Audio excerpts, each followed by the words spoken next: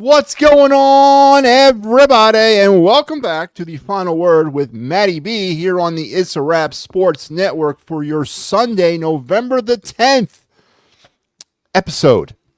And we got ourselves another Eagles win. The Eagles today, dominant to a tune of 34-6 winners over the stinking Dallas Cowboys. And I mean stinking in every sense of that word, because boy, do the Cowboys stink.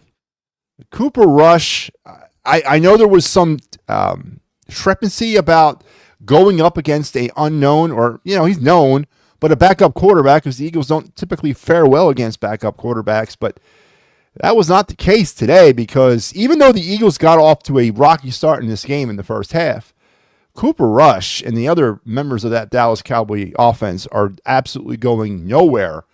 And it's not a shame. I was about to say it's a shame. It's not. All that good vibes and losing to the Cowboys, they deserve it.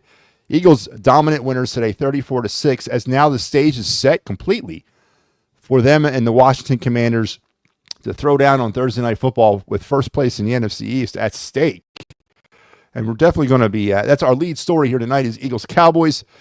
We're going to do a little bit of a Flyers wrap too, maybe kind of sum up the Flyers weekend, as well as the MattyB card review segment of this program. So a lot to talk about tonight. And then we might even address Veterans Day, as Veterans Day weekend is here, and tomorrow is Veterans Day, and I'm a proud veteran. And might talk a little bit about what that means to me.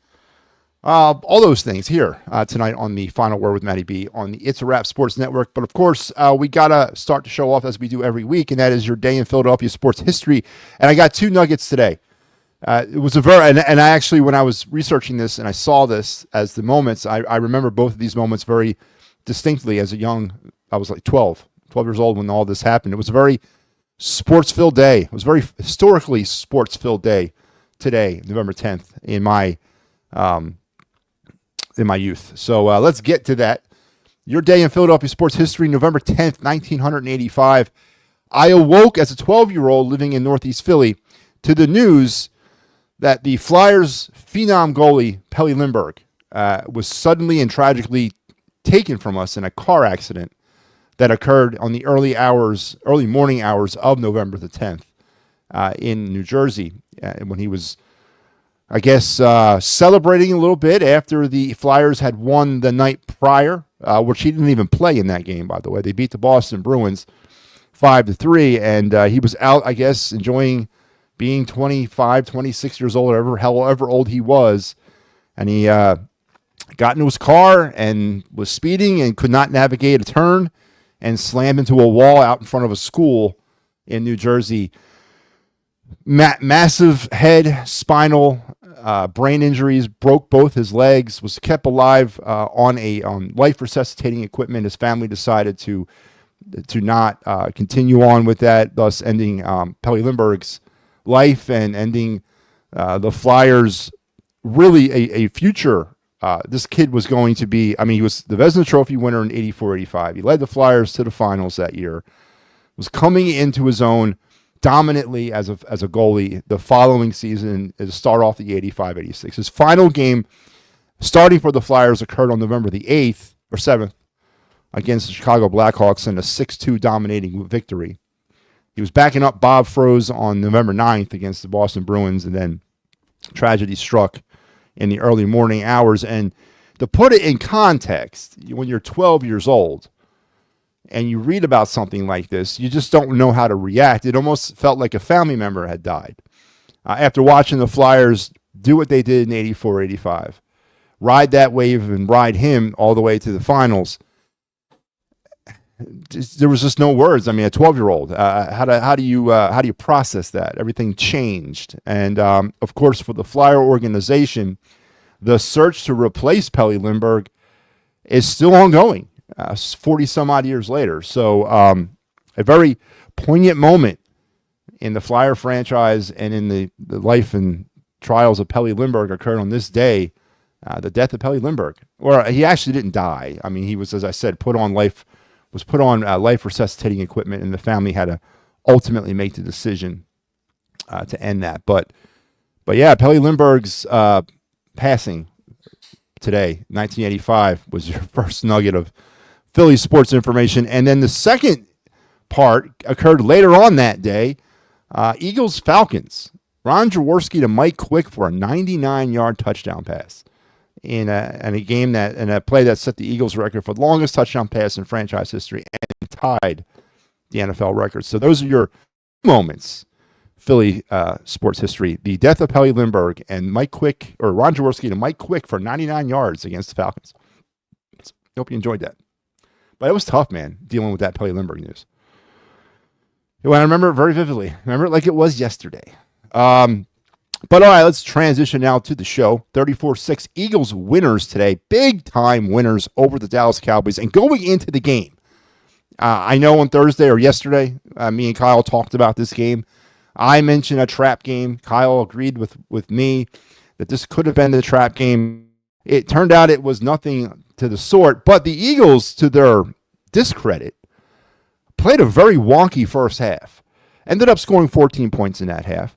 But still very much kept the Dallas Cowboys around in that first half. And the Dallas Cowboy offense, the Eagles have dealt over the last few weeks with some just, I don't even know how these teams are even allowed to participate in the NFL with these offenses. You know, Cleveland's offense and the Giants offense and Trevor Lawrence and to a certain degree and the Jaguar offense. And then today, Cooper Rush and the Dallas Cowboys, these offenses are terrible. Absolutely terrible. But on the defensive side of things, the Cowboys kept themselves around by getting to Jalen Hurts like 5 times, harassing the crap out of him. Hurts commits 2 turnovers. I mean, the Eagles did not play a good first half. And we are still looking for that elusive, strong start because I'm telling you, much like last year when they were 10-1 and sitting pretty and all this hype about the Eagles winning a Super Bowl was running rampant, I wasn't buying in on it because there was just too many flaws with this team. I am seeing a different version this year, and I'll give the Eagles credit where credit is due, but I'm still seeing a lot of the tendencies from last year, especially in the slow starts. They're just not getting off to good technical starts in games, and today, again, playing a lesser opponent in the Dallas Cowboys, it did not come back to bite them. But starting on Thursday, I mean, we got a quick turnaround. We're going to have to play the Commanders.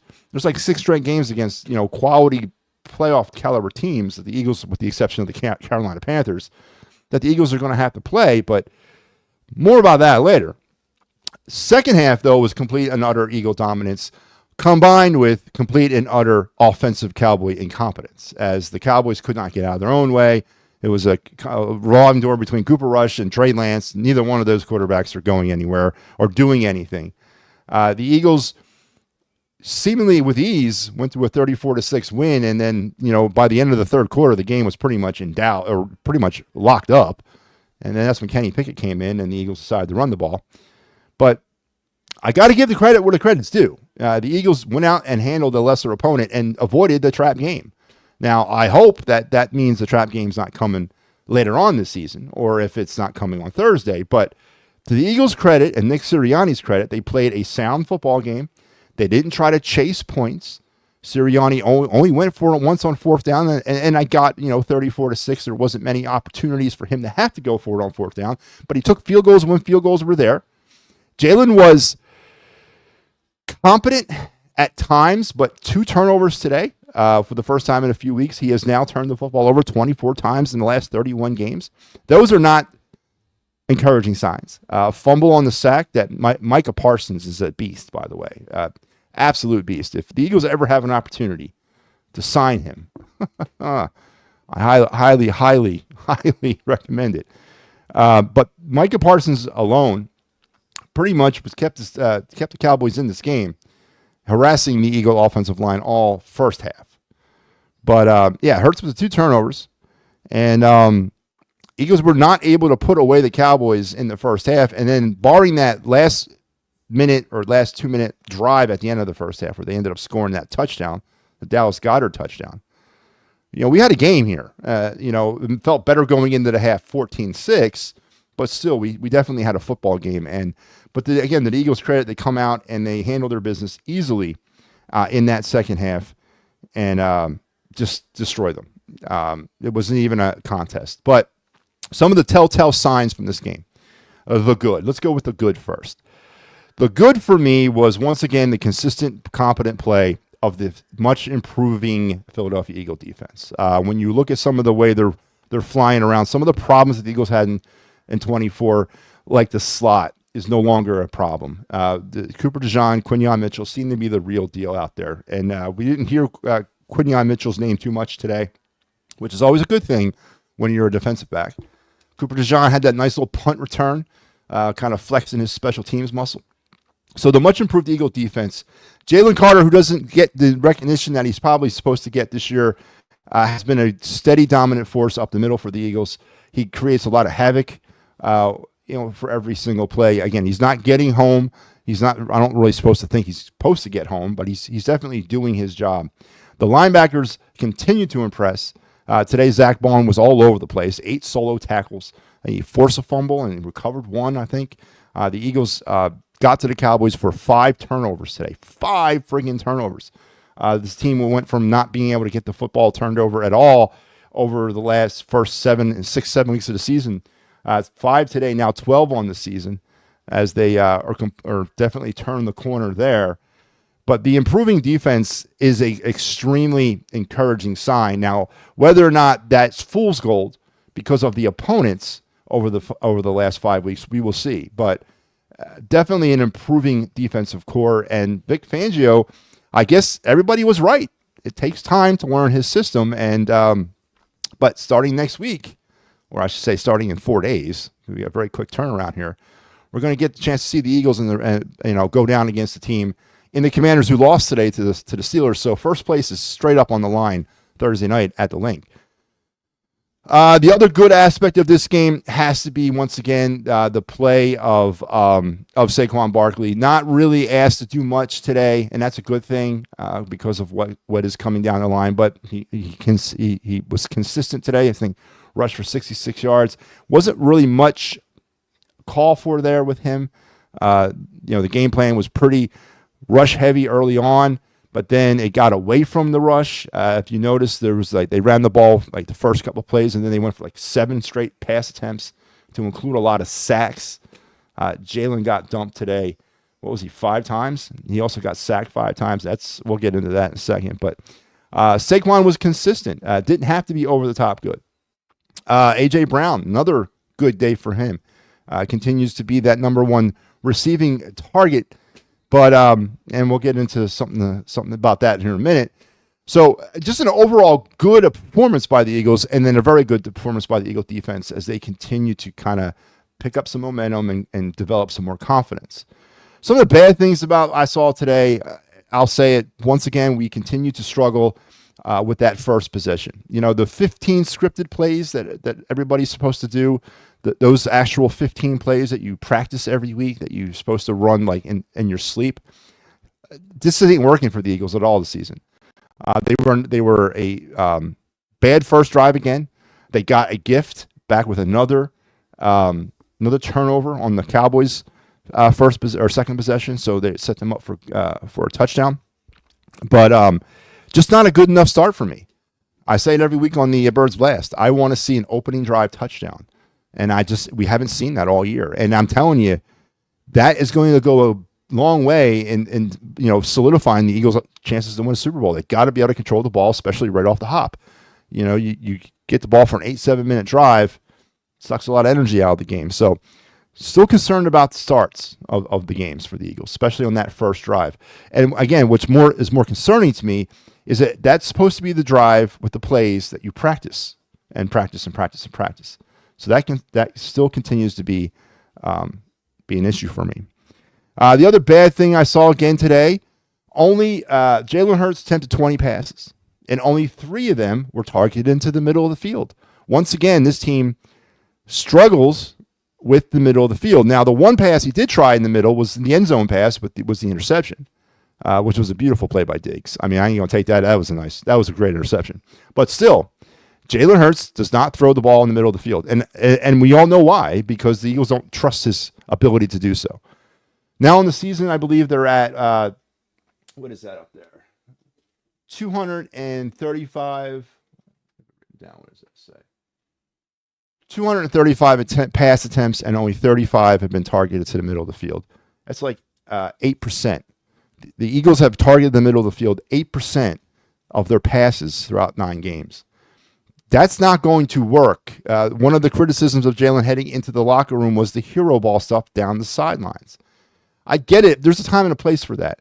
But when your offense is consisting of that, it's not a good place to live.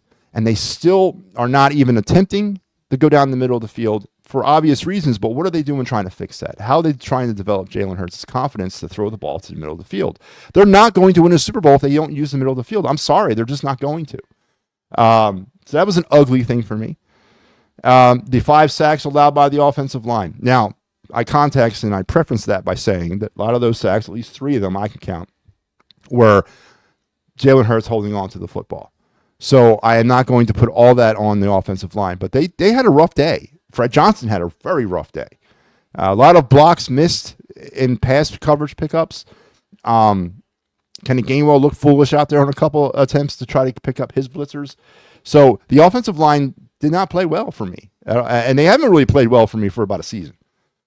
The 5 sacks are too much. And again, 3 of them I'm going to put on Jalen Hurts, which leads me to my last bad point is Jalen Hurts did not play like an elite quarterback. We're still waiting to see, or I am still waiting to see, a consistent elite quarterback from Jalen Hurts. He was sacked 5 times, committed 2 more turnovers. You cannot tell me he played elite today. He game managed, but we're not paying him as a game manager. We're paying him as an elite quarterback. So he did not play well in my aspect. He did not play Super Bowl worthy today. $1.6 million, I believe he makes per game. That was, to me, he didn't earn that today. He had a few nice plays, but there's still some fundamental issues with his game that's going to keep the Eagles away from winning a Super Bowl. So those were my good and my bad. There wasn't really many ugly things to talk about today for the Eagles. In that 34-6 win, it's hard to find ugly things to talk about. So I'm just going to go with the good and the bad. But the last thing I do want to leave you with, and we can run over some stat packs, 4 for 5 in the red zone. Very encouraging, 4 for 5 in the red zone. Now in the season, 21 for 34. They scored 14 first half points. With all their first half point struggles, they did score a touchdown in the first quarter. So that seems to be in the rearview mirror now. 2 games in a row. 14 first half points. Now in the season, they have scored 95 first half points. This is the most points they scored in the first half since last week when they scored 12. So now they're really starting to kind of build some momentum here. 20 second half points as they put the boot to the throat. They committed 7 penalties. Again, 8 last week, 7 this week. That's got to get cleaned up. That's too many. Right now on the season, 51 penalties for 31.7 yards and about 5 penalties a game. It's 317 yards. They forced those 5 turnovers, 12 now on the year. They committed 2 more, up to 11 now on the year. They did allow the 5 sacks, and they sacked Cooper Rush 3 times, and they were 1 for 1 on 4th down. So there's the stat pack there. But let's look at some last bit of things, because we're going to turn the page here quick because we have no other choice. We got the Commanders coming in 3 nights. So now it's time to look at the Commanders, who lost today to the Steelers in a great game. Great early game, by the way. But over the last 5 weeks, the Eagles have played the Browns, the Giants, the Bengals, the Jacksonville Jaguars, and Dallas. Now I'm going to run 2 different types of numbers for you: one without the Bengals and one with the Bengals. So without the Bengals in this mix, the Eagles have scored 110 points against the Browns, Giants, Jacksonville, and Dallas, and they've given up 48. So 27.5 points a game scored and giving up 12. That's domination. But it's domination against some bad football teams. You factor in the Bengals, who they scored 37 points and gave up 17. So I want to run these, and with those numbers, it's now 147 for 65 for 29-13. So it's good to see it, man. It is. It's very, very good to see it. But now over the next 6 weeks, you're looking at the Commanders, you're looking at the Rams, you're looking at the Ravens, you're looking at the Commanders again. You're looking at a lot of, and I think you got, this is like Carolina's sandwiched in there somewhere too. This team's going to be defined over these next 6 weeks. It's not a go. I'm not saying I'm not going to go gauntlet. That term is a last year term. I'm not going to use gauntlet, but it is very similar to the stretch of games that the Eagles started with Kansas City. And, Kansas City, was it Buffalo, San Francisco? It just went on and on and on. So this season's coming down to this point, and the Eagles have done what they needed to do to put themselves in this position to be competitive and to be relevant and to be a first-place caliber team right now. But now starting on Thursday on a short week, this is going to start getting really real.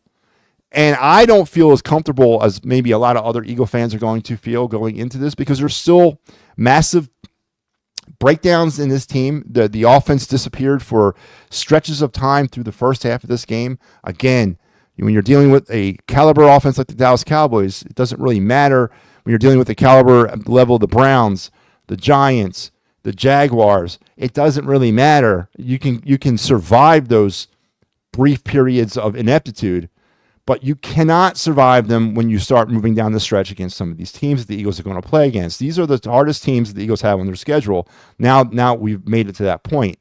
And they haven't worked it out yet. They have not worked that part out yet. So a football game is a lot of ebbs and flows, and there's going to be ups and downs throughout the game. But I just want to hopefully the Eagles don't put themselves in a position with a bad start of a game, and then the offense disappears. They commit a turnover here, penalties there, another sack here, another turnover there, and we find ourselves in a 28-3 hole, because at that point, the Eagle rush-first offense will disappear, because they can't do that anymore, and they got to rely on passing the football, and that means we got to throw the ball where we don't rely or use the middle of the field, and so there's a bunch of hero ball down the sidelines. I just hope that we don't get to that position, because it's going to nullify all that great work they do with the rushing attack. Rushing opens up the passing game, but it's predicated on scoring points, and you got to play from the lead or just slightly behind in order for the rushing attack to be prolific and valid. And heading into these next 6 games, if they're going to continue to play that style, which is the style that works for this team, we've established that's the identity. The identity is a rushing football team. If we want to continue to play like that, they're going to have to avoid slow starts, something they have not been able to clean up even going into today's game. And they're going to have to avoid the lapses in games where they just disappear offensively with the penalties and the sacks and the turnovers. Some of those very bad things reared their ugly heads today. A lot of positives coming out of this game. A lot. 7-2, 5 wins in a row. They're definitely back on track. But is it the fast track to the Super Bowl, I guess? And we're going to, I guess, find out here against the Washington Commanders on Thursday. But there you have it, 34-6. Eagles victorious over Dallas now, 7-2. And then technically, because of the Commanders' loss, they're now 6-3. The Eagles are in first place or they're 7-3. Yeah, Commanders are 7-3. So I guess they're a half game back or whatever. But it's going to come down to Thursday Night Football, Eagles in Washington. Buckle up, because it's about to get real around this piece. So there we go. That segment was brought to you by the good folks at It's a Wrap. Because I have no sponsors other than me. Please like and subscribe our show on all of our platforms. We added some shows to the network. Of course, here's our newest show, The Wraparound with Sal G, Monday nights at 7. So it'll be back tomorrow night, and it will. Sal did his first episode last week, and now he's off and running. So we're definitely looking forward to that and excited about that coming at you now weekly. And also the Birds Blast with our boy Kyle Quinn, our weekly Eagle pregame show. It's tentatively set for Thursdays at 6 o'clock or 6:30. This week, we don't know what we're going to do with it. Every week, we seemingly don't know what we're doing with it. It always seems to be flexed around, but we're going to try to get it in on Wednesday. And if not, we'll try to get it in on Thursday. But we will get it in before the game, I promise you that. And then the Clear the Ice program, which is our Flyers postgame show. Here's our lineup for the week. Tomorrow night, I am on the call against San Jose. Thursday night, I am back on the call against the Ottawa Senators. And then Saturday, Sal G will have you for the Buffalo Sabres. So no final word tomorrow or Thursday night, as I will be doing post-game duty.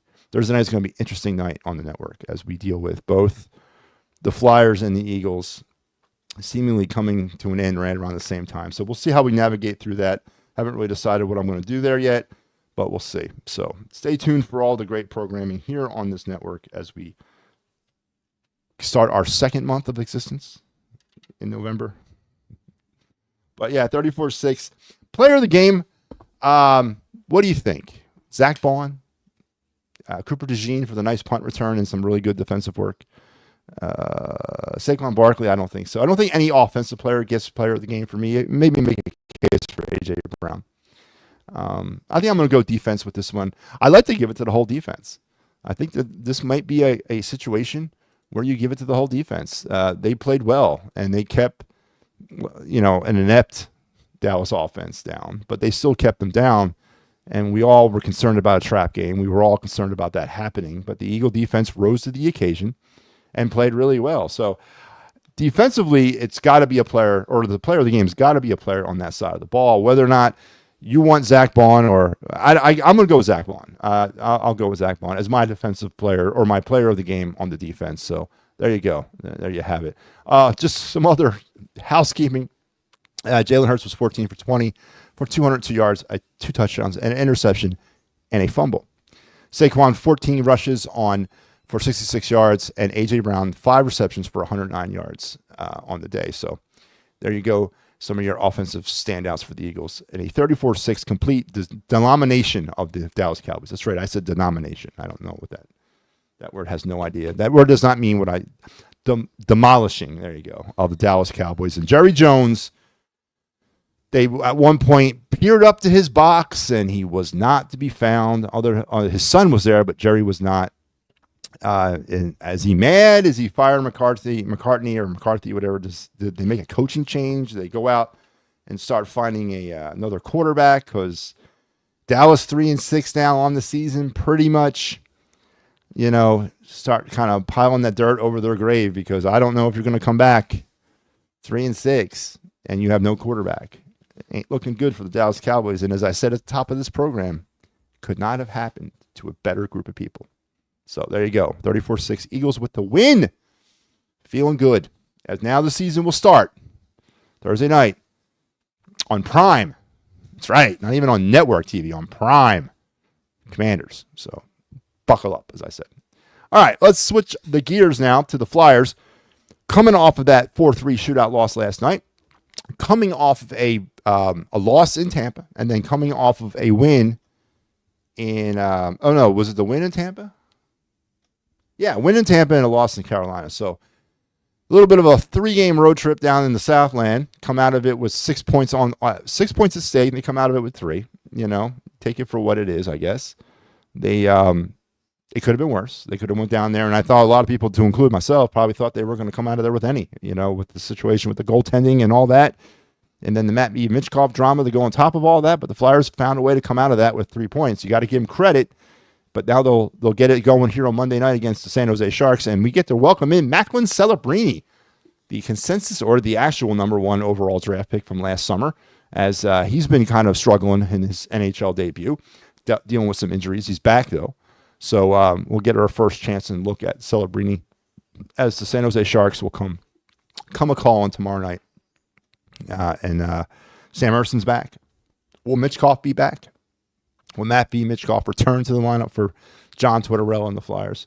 We'll wait and we will see. But a lot of positives, again, using that word positive, the kind of take from the Flyers over the past couple of games since on this road trip. A little bit of a pep in the step, so to speak.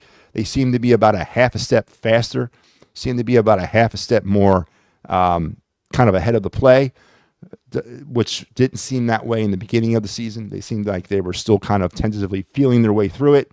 But over the last 3 games, I've noticed a team that's a little bit more, playing with a little bit more sense of urgency, playing with a little bit more of a head on fire type thing. I like to see that because that's how they were successful last year. To overcome the lack of offensive talent, they played basically 110. They had to give 125,000% every night in order to kind of, be in games. Well, maybe they were smelling themselves a little bit and thinking that they can get away with giving a 75% effort and win. That's obviously not going to happen with the level of offensive talent that they have. But over the last 3 games, at least, they've been playing a lot more urgent and a lot more, lot faster. Now, is it equating to more wins? Not really. But are they still making mistakes? Absolutely. There's still way too many giveaways.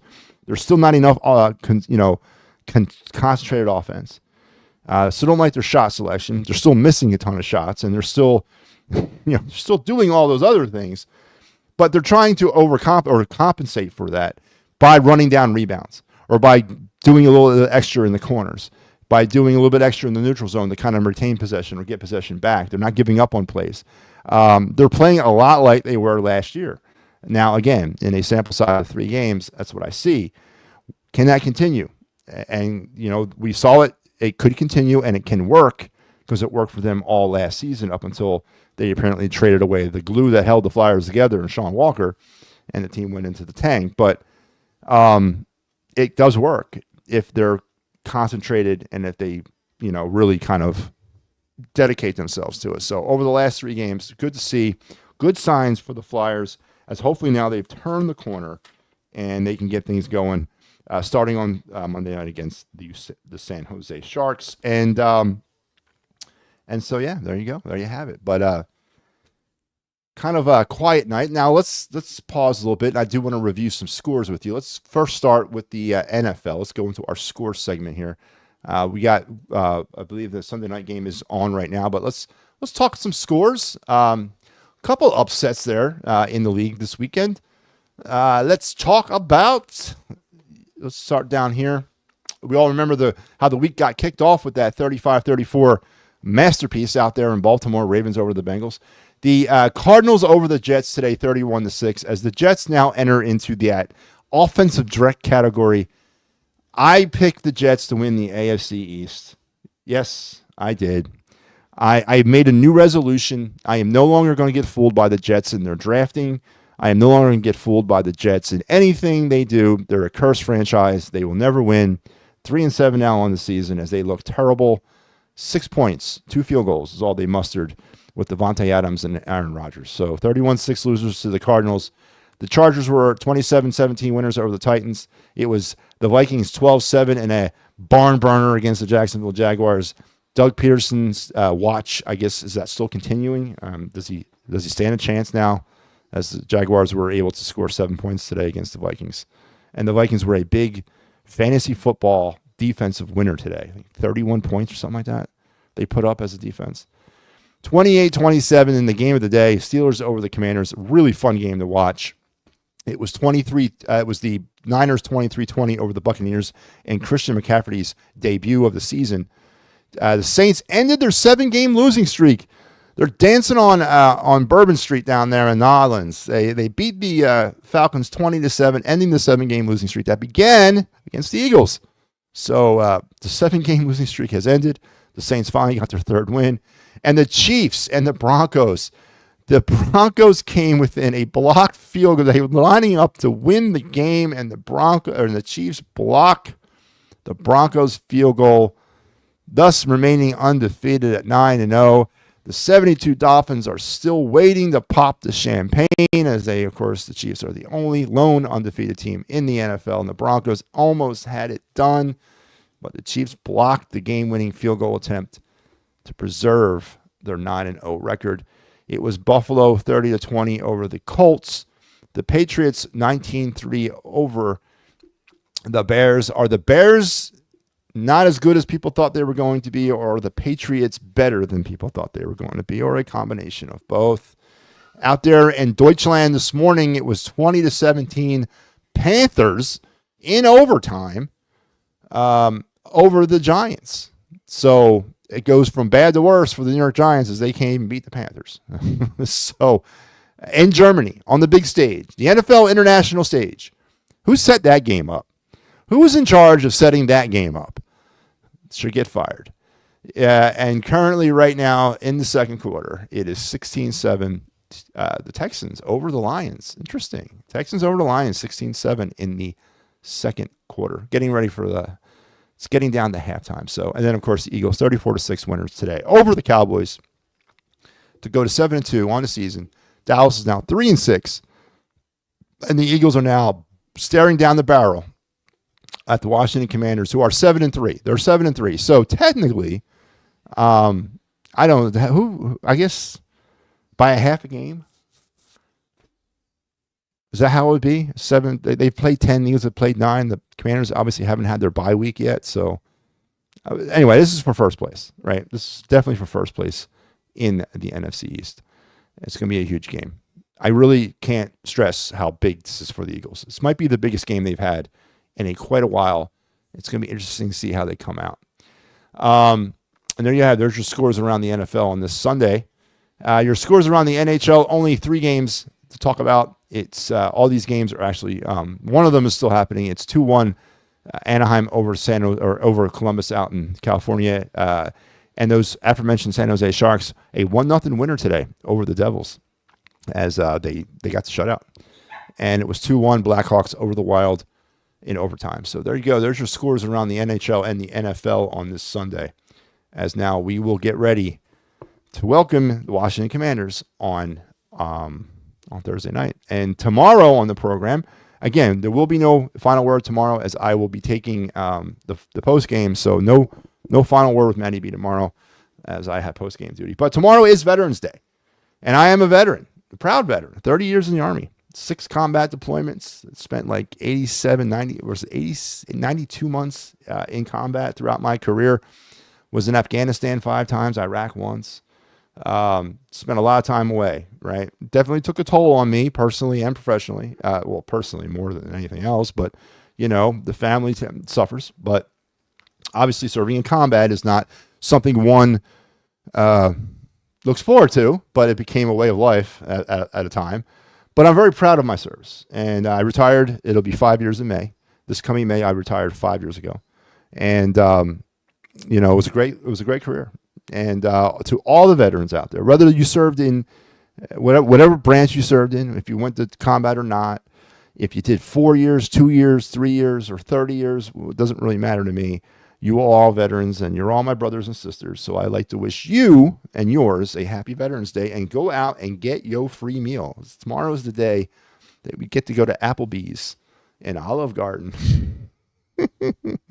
And belly up to the bar, man, and get that free veteran discounted meal. So always look forward to that, man. Because, of course, being in the military, living in military towns, on Veterans Day would always be swamped at restaurants because, well, we're all going to go get something to eat for free. But now that I'm not in the military anymore and I don't live in a military town, I'm looking forward to forgot about the free meal. I'll tell my wife about that. I don't think she knows. I'll tell her about that. All right. Yeah, that's a good thing. But Veterans Day is a day to celebrate all veterans, past and present and future. And Memorial Day, of course, is to celebrate those who paid the ultimate sacrifice. So I'm not sitting here telling you to say what you want and thank whoever you want whenever you want to. But I know a lot of people get twisted when you wish them a happy Memorial Day. If you're a veteran and they wish you a happy Memorial Day, and you're like, well, I'm alive. I don't wish me a happy Memorial Day. But listen, I don't get twisted around that. You say what you want to say, but that's kind of where the basis of that is. That tomorrow is a day to celebrate all the veterans, and Memorial Day, of course, is to celebrate those veterans who paid the ultimate sacrifice and were lost. So, happy Veterans Day to everybody, and you enjoy your day. You've earned it. You've all have earned it. So. Coming from old First Sergeant MattyB, enjoy your day. It's a special day. It's a special day, a day that needs to be revered. And of course, it began on a day to celebrate the end of the First World War, and then developed into this because that was going to be the war that ended all wars, right? That was they told us back in 1919. No more wars after the First World War. Well, they were off by about 7, and we were still counting, but. Armistice Day developed into Veterans Day. So enjoy your Veterans Day and get your free meal. Get a margarita on me and the sizzling Jack Daniel's steak platter, whatever it is, whatever chain restaurant you want to go to. Enjoy your free meal. I might go to Olive Garden tomorrow. Yeah, I just remembered that, man. I get a free meal. Wow. All right, so let's move on to our final segment of the night. Wanted to talk Veterans Day because I might have a chance to talk it tomorrow when I'm doing the post game. So I wanted to get it out of the way with. Let's go to my final segment of the night. My favorite segment of the night, and that is Matty B's card review. Key the music. Looks a little something like this. Looks a little bit like I can't miss. Hey, this is what you call a bad. What? This is what you call a bad. What? Looks a little something like this. Looks a little bit like I can't miss. Hey, this is what you call a bad. What? This is what you call a bad. All right, this is the Matty B card review segment. This is the time of the show where I stop and pause and we talk about one of my many sports cards from my very vast collection. It's not really that big. I think we 500,000 in that area. But collector all my life. And over the summer, finally, after years and years of putting this on my own personal bucket list of doing things, I sat down and organized, cataloged, and categorized all of my sports cards, and as well as my stepsons. We kind of combined our collections into one, and we put them all together. And so now I am going to pull a card from my collection, one a night, and we're going to talk about said card. It could be football, basketball, baseball, or hockey. I was 4 for 4 on my sports cards. So tonight, we're going to go back to hockey because that's a sport no one ever talks about when it comes to the world of card collecting. And we're going to go to a very obscure card that really nobody cares about, but I do because I think it's I think it's a really cool card and I like the player. So here's our card of the night. It is the 1998 Jerome Igilna Pacific card. Now the Pacific Card Company is no longer in operation. They were purchased and bought out by, I want to say it was Dunross, or who bought them?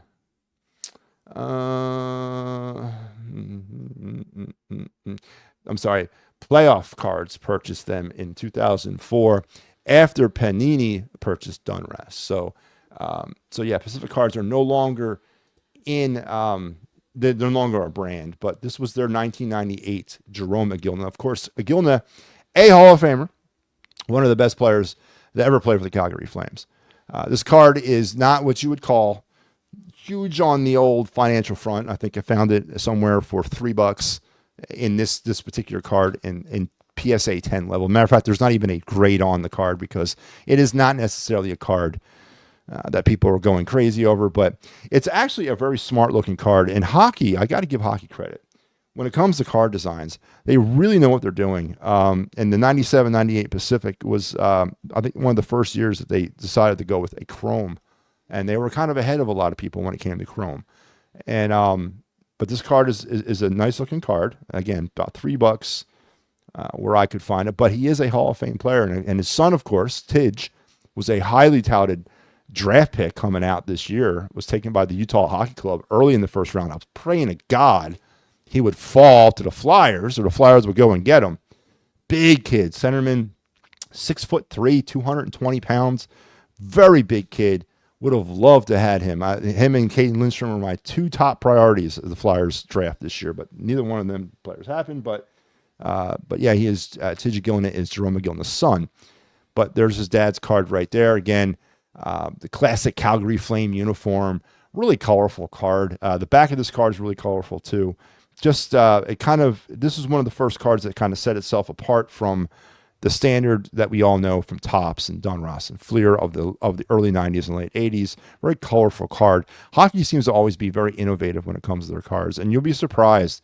There's some cards of some really obscure players that didn't really amount to anything in their careers, but because they're featured in a certain year set of cards are like $40, because of the design and the quality of the card. But this is the Jerome Igilna. Again, I could not find this card rated anywhere. The best I could find was a 94 Igilna, which is his rookie year, and that card was like $60, but this is not anywhere near there. But the best card I could find, or the most comparable prices I could find, was a $3 card for this. But it's more than finances for me at times. It's about nostalgia. It's about aesthetics at times as well. And I just like this card. It talks to me. So there you have it, the Jerome Igilna 1998 Pacific card, and there it is in its physical form, as you can see, and highlight the back. There's the back of it. So yeah, a very colorful card, as I said. They didn't skimp anywhere on this thing. So the Pacific Trading Card Company is no longer in operation anymore. Playoff purchased them back in 2004. So I guess it has some of those nostalgic values too, because it's from a card company that no longer exists. So there you have it. There's our card segment of the night. A 1998 Pacific Jerome Gilna. There you have MattyB's card review section, or card review segment here on the program. Remember, that is a segment we're going to do every night. We feature some decent cards. I did my first Phillies card last week. Yeah, that's right. Mike Schmidt. I got to do more Phillies cards. But there you go. So just another programming reminder, there will be no final word tomorrow, as I will be doing the post-game, the Clear the Ice Flyers Sharks. So no final word tomorrow. We'll have a final word on Tuesday and Wednesday, and no final word on Thursday. Tomorrow night, remember, at 7, the wraparound with Sal G. And then sometime either on Wednesday or Thursday-ish time frame in there, the Birds Blast with Kyle Quinn will be back. Our Eagles pregame show, as we'll break down the final word on the Dallas game, and we'll break down that Eagle Commanders game for you on Thursday Night Football. So a lot of stuff happening on the network this week. Busy week. Short turnaround here after the Eagles 34-6 demolishment. I just made up a word. Demolishment of the Dallas Cowboys. Still some issues with this team when it comes to getting off to good starts. Still some concerns about the quarterback. Still some concerns about his elite level play. I know a lot of people are selling themselves on the game manager aspect. Well, he's not being paid as a game manager. He's being paid as another level type quarterback. He had himself a serviceable day, but 2 turnovers today. He has now turned the football over 24 times in the last 31 games. He had cleaned that up for a while, but today, back to the old habits. He was sacked 5 times. At least 3 of those sacks were his fault by holding on to the ball too long. He attempted 20 passes and only 3 across the middle of the field, and one of those 3 was an interception. Now in the season, the Eagles have attempted, and Jalen Hurts have attempted 235 passes and have only gone to the middle of the field 28 times. 8.3% of the Eagles' passes this season have gone over the middle of the field. Can you win a Super Bowl while not using the middle of the field in your passing attack? And why haven't the Eagles cracked the code on their elite level quarterback's ability to pass the football over the middle of the field? All these questions have not been answered yet. And I don't want to say that the Eagles have been involved in a preseason type of schedule up to this point. It hasn't been that way, but they've had it kind of like easy through the first 9 games. They're 7-2. They've positioned themselves now for the stretch run, but unlike, or hopefully not like last season when they were 10-1, and we all knew, or I knew, it was fool's gold. Is this what we're looking at again in 2024? So, great effort today. Defense was dominating over another putrid offense. Just terrible. Cleveland Brown-esque, New York Giant-esque. Even the I give the Jacksonville Jaguars better marks over offensively than the Cowboys. The Cowboys stink offensively. But the Cowboy defense did give the Eagles fits. And with the Eagles' inability or unwillingness, whatever it is, to go over the middle of the field, if they find themselves, and also their inability to once again get off to a hot, fast start, those 15 scripted plays are not seeming to be working out at all for the Eagles this year. And that's a concern, because those are the plays that you work the most on every week. If they're not able to get off to a lead or a fast start or somewhat stay in the game and not get down too far, and they have to revert to the passing attack, can they win or come back in a game passing the ball down the sidelines, playing hero ball, and not ever or very minimally passing down the middle of the field? Can they come back in a game against some of the teams that they're going to have to deal with over the next 6 weeks? And then more importantly, moving on further down the line, can they come back in a game against the likes of the Detroit Lions or the San Francisco 49ers or the Kansas City Chiefs or Baltimore Ravens twice if they reach to the Super Bowl? I say no. And they haven't shown me their ability to overcome that yet. And now the training wheels are off starting on Thursday night. It's real. And hopefully, maybe it's a rope-a-dope. Maybe they are, and they're just waiting for the time to debut it. I don't know, but I'm just concerned that the rushing attack, as lethal as it is, and this team is a rush-first offense, 100%. But if a team neutralizes that. Or more importantly, if a team gets off to a fast start against the Eagles defensively or offensively and puts the Eagles in a hole and forces the Eagles to have to play vertically, can they do it just using the sidelines? And can Nick Sirianni be trusted and not trying to go hero ball, hero ball, hero ball? So still a lot of things to me are up in the air about this team. I know the word of the day is confidence now. The word of the day is heating up. The word of the day is them catching their stride. But we're about to start here, starting Thursday night, and there's still some fatal flaws about this team that have not been worked out yet. The quarterback is a game manager. I will give you that. But is that what we signed on for? Is that what we wanted? Is that what we're paying all that money for, as a game manager? If we wanted a game manager, we should have went out and got Sam Darnold, but not paid the money for a Jalen Hurts. So he's not playing elite yet. And stop making excuses for him for when he's not going, or when he's going to start playing elite. 2 turnovers today, sacked 5 times, doesn't throw down the middle of the field. Problems on the offense are still there. Defensively, there's a lot of great signs here. Whether or not they can maintain it or consistently build upon it against better competition, and we saw them do it against the Bengals very well.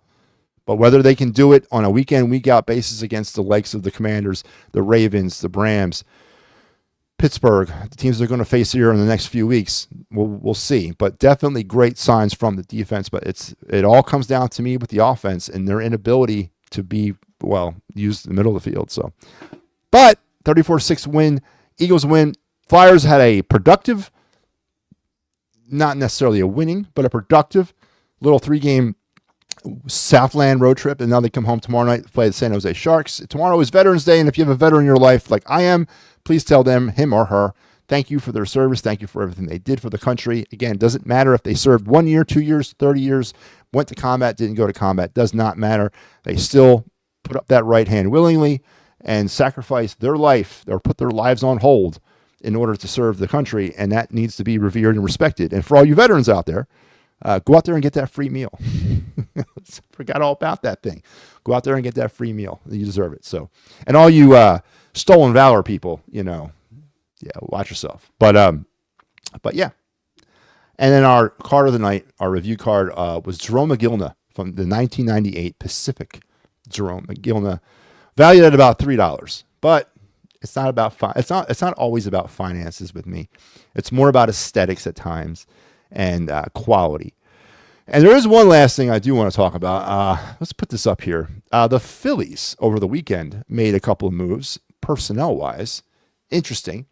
So Vice President and General Manager Sam Fuld is currently going back to school to get his MBA at the Wharton School. So he is stepping out of his role as general manager. And when he graduates, I guess, he's going to become the president of business operations. Preston Mattingly, the former director of the minor leagues, is now stepping in to be the new GM of the Phillies, getting the up there, I guess, as a reward for the seemingly turnaround of the Phillies farm system. So Preston Mattingly will be more involved in, again, we all know what Dave Dombrowski is. He's more the GM on this team than anybody else, but Preston Mattingly will now have his hand firmly in the personnel department, both on the major league club and on the minor leagues. Of course, the GM still has a very tuned eye to the minor leagues, but he is now going to be the new vice president and general manager. So congratulations to Preston Mattingly.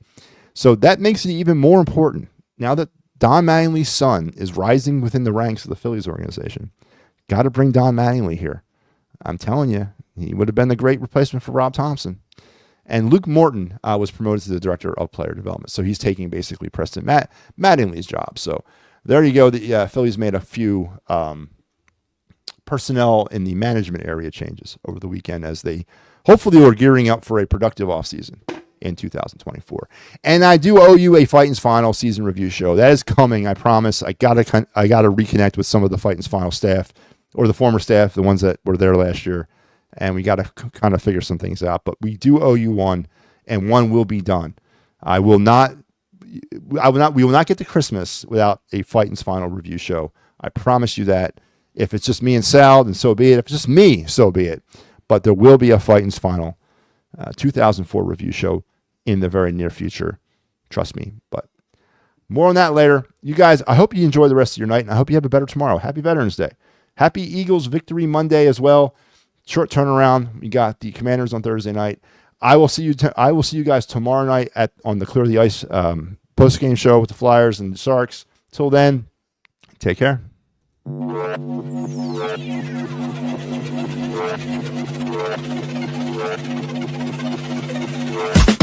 been coming up hot for a minute.